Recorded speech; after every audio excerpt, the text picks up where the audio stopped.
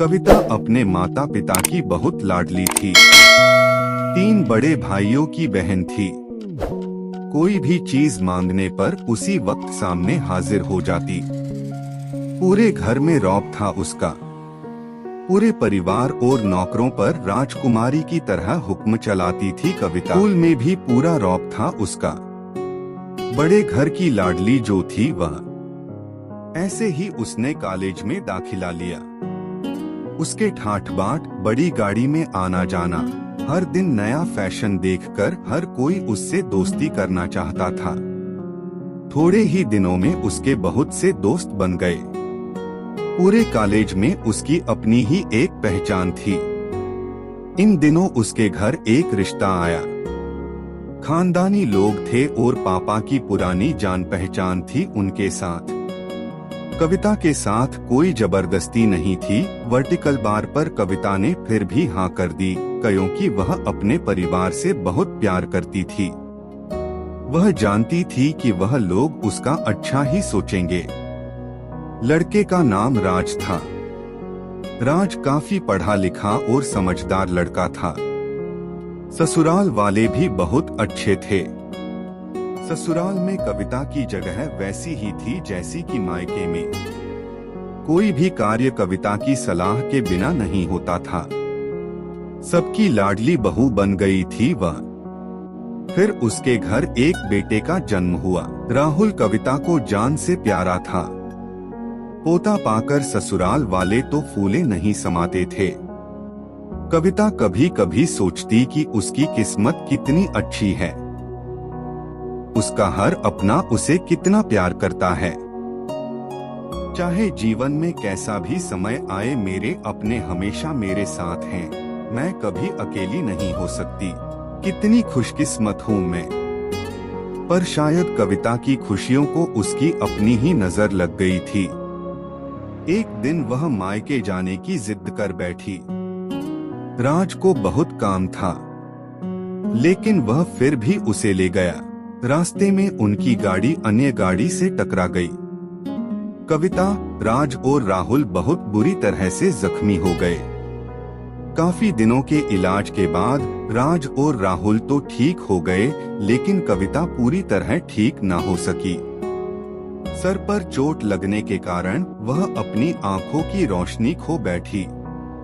अब कविता की किस्मत जैसे उल्टे पांव चलने लगी। मायके वाले कुछ दिनों तक उसे मिलने आते रहे, फिर कभी कभार फोन ही करके पूछ लेते कि अब कैसी हो। धीरे धीरे ये सिलसिला भी कम हो गया। ससुराल वालों की सहानुभूति भी कम होने लगी। घर में किसी को पास बैठने के लिए कहती तो जवाब मिलता, बहुत काम है, अब तुम भी हाथ नहीं बंटा सकती। राज भी चिड़चिड़ा हो गया था। बस राहुल ही था उसके साथ, जिसके साथ हंसते खेलते उसका वक्त गुजरता। एक दिन कविता के हाथ से कुछ सामान गिर गया, जिसकी वजह से राहुल को हल्की सी चोट लग गई। कविता के सास ससुर ने राहुल को उससे अलग कर दिया कि कहीं उसके ना देखने की वजह से बच्चे का कोई नुकसान ना हो जाए। कविता अंदर से टूट चुकी थी। एक दिन उसने सबके सामने मायके जाने की इच्छा रखी तो राज उसे तुरंत मायके छोड़ आया, जैसे कि वह भी यही चाहता था। लेकिन राहुल को उसके साथ नहीं भेजा गया। कविता कभी राहुल से दूर नहीं रही थी, पर अपनी कमी के कारण उसने ज्यादा बहस नहीं की। कविता को लगा कि वह 3-4 दिन वहाँ रहेगी तो थोड़ा हवा पानी बदल जाएगा, क्योंकि वह कितने दिनों से कहीं भी बाहर नहीं गई थी। घर वाले भी इतने दिनों बाद उसे देखकर कितने खुश होंगे। कविता के घर पहुंचने पर सब लोग बहुत खुश हुए। खाने में सब कुछ कविता की पसंद का ही बना था। उसने अपने मम्मी पापा और भाई भाभीयों से दिल खोलकर बातें की। उनके छोटे छोटे बच्चे भी बुआ के साथ घुल मिल गए थे। रात को सोने के वक्त जब वह कपड़े बदलने लगी तो उसे पता चला कि उसका बैग तो बहुत भरा हुआ था। वह सब समझ गई। वह बहुत उदास हो गई।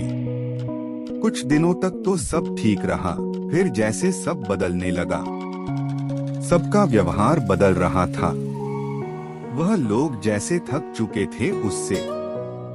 सब लोग घूमा फिराकर पूछने लगे कि राज कब आ रहा है, उसे ले जाने। वह बहाना बना देती, जबकि वह जानती थी कि उस घर में अब उसके लिए कोई जगह नहीं। कविता से चलते वक्त कुछ ना कुछ नुकसान हो जाता। थोड़ी बहुत टोकाटाकी उसे सुनाई देती, वह टाल देती। एक दिन उसके हाथ से लगकर एक कीमती फूलदान टूट गया। छोटी भाभी ने बहुत हंगामा मचाया। कविता के माता पिता रोज रोज के झमेलों से तंग आ गए थे। उन्होंने राज को खुद से फोन कर दिया। राज कविता को अपने घर ले गया। कविता को अपने परिवार वालों से ये उम्मीद ना थी। जिस कविता के कहे बिना घर में एक पत्ता भी नहीं हिलता था, उस घर के लिए वह अब बोझ बन चुकी थी। राज के साथ ससुराल आते वक्त वह बहुत खुश थी, क्योंकि वह अपने घर जा रही थी, अपने जिगर के टुकड़े राहुल के पास। परंतु यह खुशी भी कुछ पल की ही थी। सारा बंदोबस्त पहले ही किया हुआ था। कविता को सीधे ऊपर वाले कमरे में पहुंचा दिया गया। राहुल से दूर रहने की सख्त चेतावनी दी गई। एक काम वाली लता को उसकी जिम्मेदारी सौंपी गई, जो उसके खाने पहनने जैसी जरूरतों का ध्यान रखती। कविता ज्यादातर चुप ही रहती। कभी कभी काम वाली लता से थोड़ा बतिया लेती। उसके जरिए राहुल का पता चल जाता। सबकी लाडली बेटी और बहू सबके लिए लाडली से बोझ बन चुकी थी। दोस्तों, आज की कहानियाँ इतनी ही थी। ऐसे ही और कहानी पढ़ने के लिए विक्रम कुमार चैनल का सब्सक्राइब करो।